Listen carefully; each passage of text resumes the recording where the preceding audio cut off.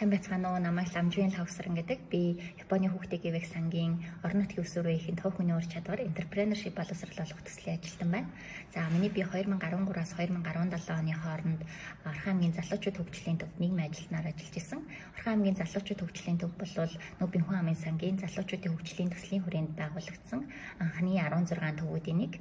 За залуучууд хөгжлийн төвд ажилласнараа хувь хүн болоод за ажил амьдралд маань маш үнэтэй хөв нэмэр оруулсан гэж би боддог. Учир нь залуучууд хөгжлийн төвд ажиллаж исэн ажилтнуудыг бол төслийн зүгээс маш сайн чадахжуулсан сургалт, семинар, нэтворкинг арга хэмжээнүүдийг бол тогтмол зохион байгуулж исэн нь цаашид миний сурч дэвжих хөгжих, өөрийгөө хөгжүүлэх тэр сэтэл тэмүүллийг өгсөн гэж боддог.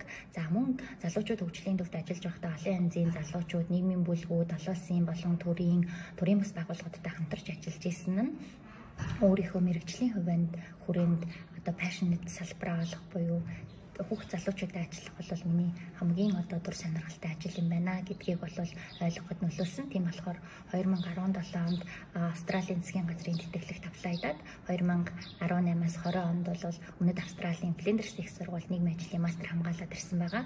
За залуучуудын хөгжлийн төв бол тогтвортой залуучуудын бодит оролцоон дээр тулгуурлан үйл ажиллагаагаа явуулж чадах юм бол олон залуучуудад хөгжил боломж бие биенээсээ суралцах сэтэл тэмүүллийг олгож чадна гэдэгт би итгэлтэй байна.